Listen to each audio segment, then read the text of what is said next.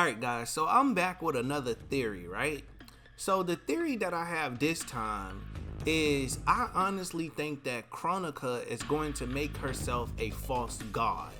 What I mean by that is this. We already know that Kronika is kind of sneaking her way around Liu Kang's era. She's recruiting people, she's manipulating people, she's doing all of those things, right? So what I think she's doing is she's sending people on missions. For example, she influenced Shang Tsung from what we saw so he can become the sorcerer she know he can be in the other timeline, which therefore he can begin to gather souls that she can take to power up an amulet or whatever device she has to power up to make herself more powerful. I think she's going to do the same thing with Behind by telling him that, hey, look, Liu Kang is keeping all of this stuff in the Temple of Elements. You need to go collect this stuff and it'll make you a god. So I think we're going to get a different take on that story. Remember, Behind worked for Quan Chi and he had to go steal the amulet and everything. I think we're going to get something like that of that magnitude. And by the time we do get something like that of that magnitude, I think Kronika is going to trick Behind and she's going to take that for herself. Now, if anybody would know how to harvest power, it would be Kronika. Kronika wouldn't know how to harvest power to make herself extremely powerful to the point where she can confront Liu Kang and take him on one-on-one, because Liu Kang has all of her powers and Liu Kang has all of, he's a fire god basically. He's no Titan, he's a fire god. Let's make that correct. So I'm pretty sure a Titan is far more powerful than a power god, but of course a fire god, pretty sure everybody got their limitations. But mind you, Kronika was not trying to kill Liu Kang in the previous timeline. She was trying to neutralize him is what she was doing. If Kronika really wanted to clap Liu Kang and to clap Raiden, she could have done that. She chose not to. Look how many times Geras them beat the brakes off them in Mortal Kombat 11 and he didn't kill them at all, you know? So if she really wanted them gone, they would have been gone. But the fact that he took down Kronika and he took her spot, took her bread, took her reality, took her title, now she really got it out for this man. It's like, listen, I gotta put you down. That's how she looking at it now. Like, I gotta put this dude down because this dude is just really out here doing anything and everything. So it just made me wonder, how old is Kronika? If Kronika is like 10 million years old or however old she is, wouldn't you think that she would know how to make herself a god, a false god in any reality? If she's lived in multiple realities, don't you think she's lived in a reality where she had to make herself a god at some point? Like, come on, what if this is all a part of her MK11 plan? What if this is a part of one of the timelines that she saw? Because she said she's seen every outcome, every single outcome. What if NRS just wants us to believe that Liu Kang, everything is going his way when it's not? Now, I could go ahead and tell you that we know that Liu Kang and Raiden swap roles, right? Well, I still think it's going to play out the same. I'm going to be doing another video on that soon.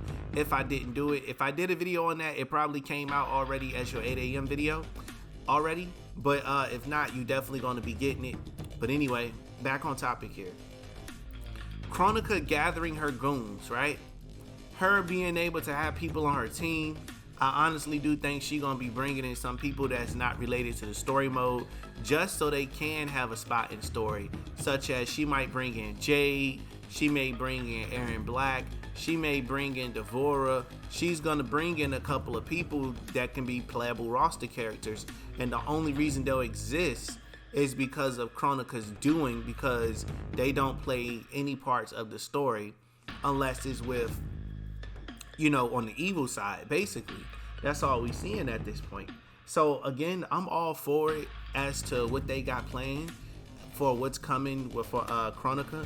They did a really good job with her design. You know, everybody's going crazy about it. A lot of people are upset that she came back, but me, I'm excited she came back. Y'all already know that. Hashtag slide for Kronika. You know, I'm glad we about to do some sliding on September the 19th. I'm eager to see exactly what the story is going to be, or whatever the case is. So I will be doing a story mode review for those of you that are interested. And for those of you that don't want no story spoilers, well, you might just want to get off the internet until you can play the game, because we not about to sit around and wait for you to buy the game 2 years later before we upload the story online. No, we're not doing that. We upload the story day one. That's basically what's going to happen. As we do a playthrough, basically. So, Kronika's going to get herself a team. She's going to send each one of these characters on different missions to go collect artifacts for her, and she'll be good to go from there. She's going to infect people, like I said in my previous video. I think Geras is going to be the last person. She's going to wait till Liu Kang is at the most critical part of his plan. She's going to show herself as the true villain, or at least the sub-boss villain, before we get to the real Titan, and be like, Liu Kang, did you think this was over? Blah, blah, blah, blah, whatever. And then Geras be like, I'm sorry, Liu Kang, but I work for Kronika. Or you get what I'm saying? Like, he owed all his loyalty to Kronika, not Liu Kang, because Kronika created him, and he's just gonna walk and stand beside her, or whatever the case is. And when that happens there, Liu Kang is really gonna be effed at that point in time. He's just gonna be effed straight up across the board. So it's like, it's so many possibilities. I love the fact that NRS has a very open pen this time around, because having an open pen does nothing but allow them to tell a really great story, and they don't have to stick to a certain amount of characters. They can use whatever characters they want to use. Like, for example, I love the fact that they involved the Sundu Police Department, which is Lee May, and then they got the Ungadi involved also.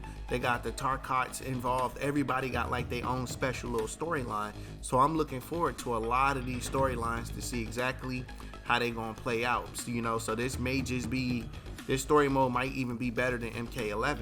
Now, the only thing about MK11 I didn't like is when Shang Tsung pretended to be Raiden, and he took like 50 minutes to put that crown on his head, and Fujin and fucking Raiden just stood there and watched him when they could have electrocuted his ass or beamed him or something, but they just stood there and watched him. So hopefully it's no moments like that where they just stand around and watch people get, die or whatever. You get what I'm saying. But also it's some very interesting story going on here or whatever, like even with Kitana, her, like what's the status of her and Liu Kang's relationship in this timeline? That's what I want to know.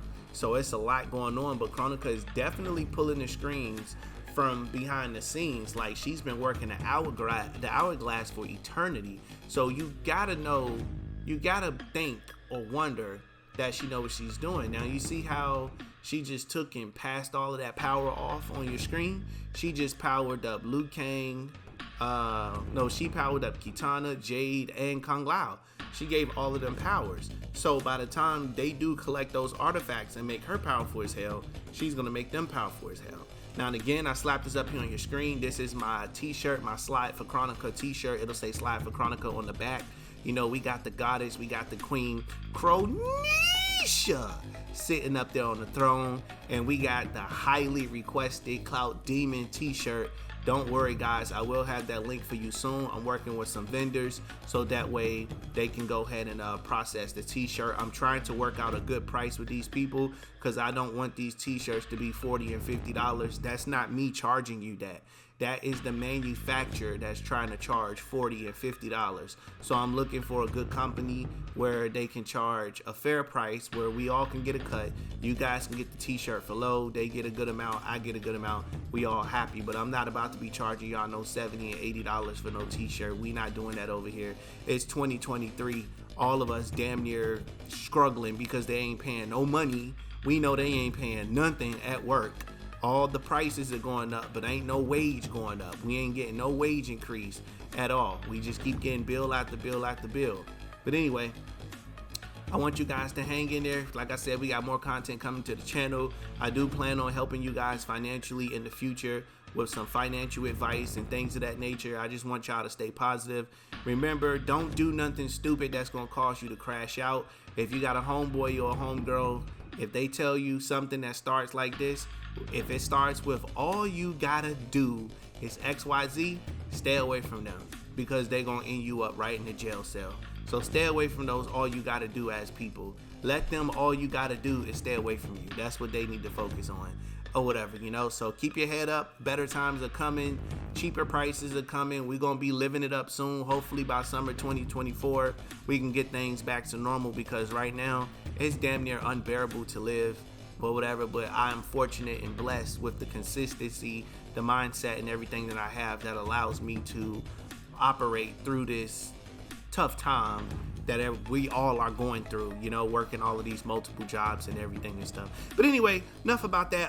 If you're watching this video for the first time, make sure you smash that subscribe button and turn on post notifications, as this is your brand new favorite exclusive place for daily Mortal Kombat content. Thanks for watching. Catch you tonight at 11:45 p.m. for some more of that toxic gameplay with my boy Rubber Band. Thanks for watching, guys. Catch you in the next one. Go ahead and drop that amazing outro. To go to frames, we outside in public, baby, please pull up your prints. If they say it's up, then we ain't even shaking hands. Pull up with a beef and now they wanna change the plans. Reason why they running, cause we shooting at they mans, yeah. Hey, and it's all part of the plan. Why she keep on calling, cause she know I'm high demand. So in love with me, I got her on command. She sucked me inside the coupe, I say, and I'm your biggest fan. Yo, she pull up whenever I land. I made it to the top, bro, you can see I'm living grand. I'm in Cali with some bitches on the beach, we bring a sand. Keep that 30 on the sea.